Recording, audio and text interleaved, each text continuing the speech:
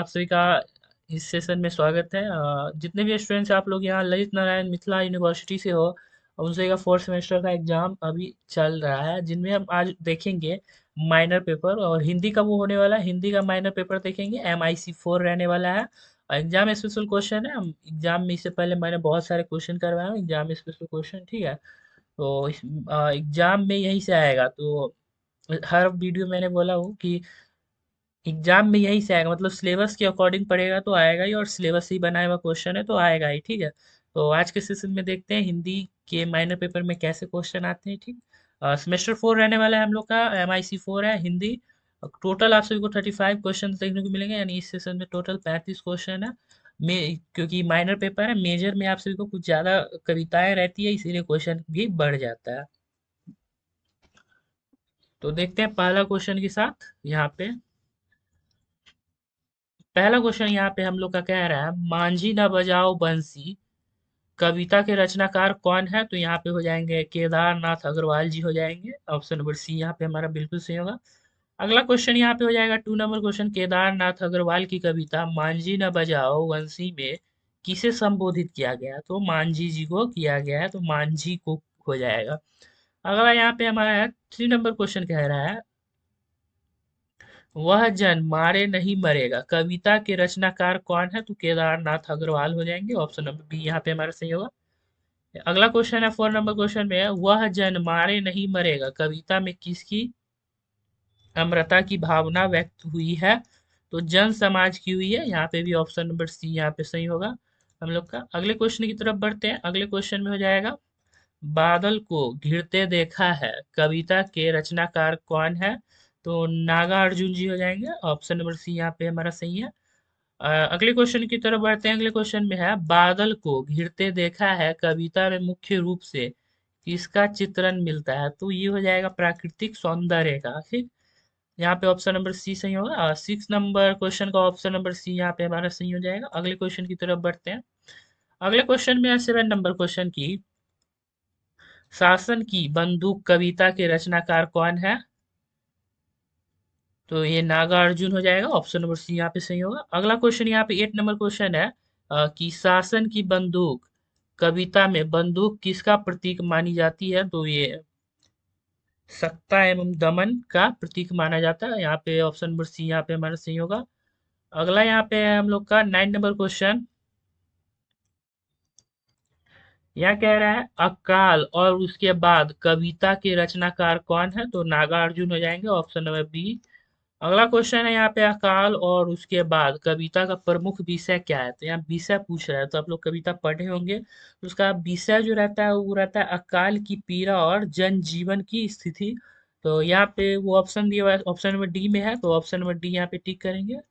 और आप लोग नहीं पढ़े हो तो अगले सेशन पे तैयार रहिएगा, क्योंकि 5 सेमेस्टर जो आप सभी का है उसमें यहाँ पे प्रॉपर आप सभी को क्लास मिल जाएगी लाइव में, तो आप लोग जुड़ जाइएगा। और कविता आप सभी को तो पूरे अच्छे से यहाँ पे बता दिया जाएगा इसी चैनल पे, ठीक है।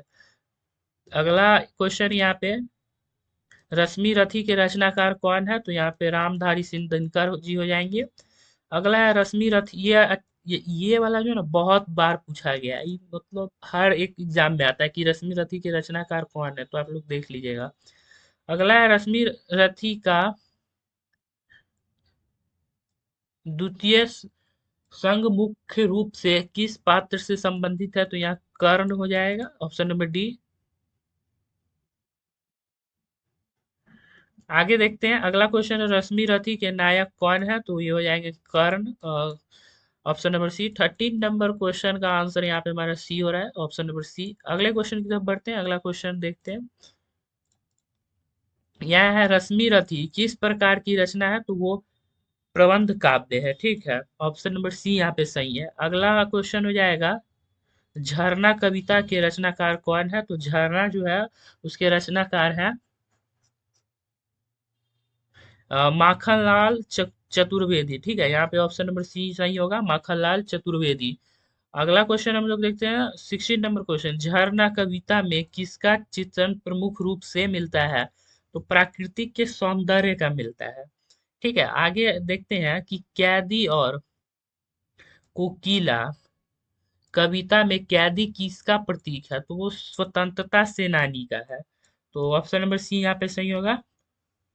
आगे है, कैदी और कोकिला में कोकिला किस भावना को व्यक्त करती है? तो स्वतंत्रता और आशा की भावना को व्यक्त करती है। 18 नंबर क्वेश्चन का आंसर यहाँ पे हम लोग को सी हो जाएगा, ऑप्शन नंबर सी।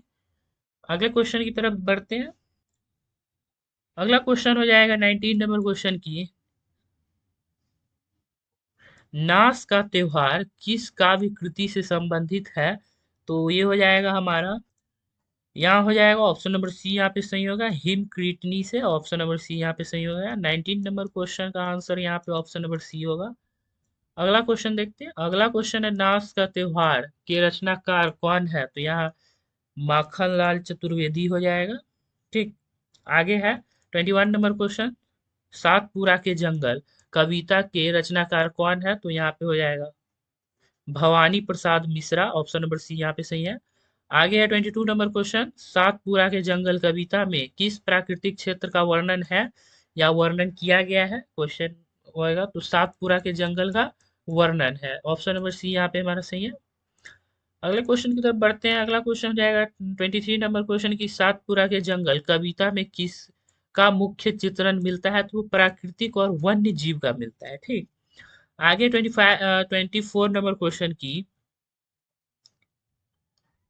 गीत फरोश कविता के रचनाकार कौन है? तो भवानी प्रसाद मिश्रा हो जाएंगे। ठीक है, भवानी प्रसाद मिश्र। आगे हम लोग देखते हैं, एक सेकेंड,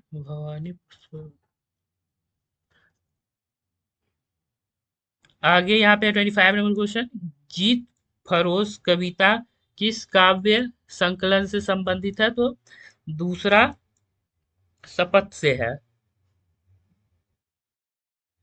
आगे हम लोग देखते हैं 26 नंबर क्वेश्चन कह रहा है, गीत फरोश में फरोश शब्द का अर्थ क्या है? बेचने वाला। ठीक, ऑप्शन नंबर सी यहाँ पे सही है। आगे 27 नंबर क्वेश्चन, भवानी प्रसाद मिश्र की कविता गीत फरोश में मुख्य रूप से किस पर व्यंग किया गया है? तो वो कविता के बाजारीकरण पर किया गया है। ठीक।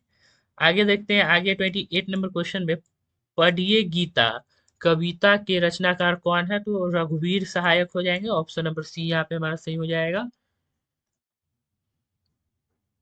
आगे यहाँ पे रघुवीर सहायक की कविता पढ़िए गीत में किस प्रवृत्ति का व्यंग मिलता है? तो वो हो जाएगा सामाजिक एवं राजनीतिक विडंबना का। ऑप्शन नंबर सी यहाँ पे सही है।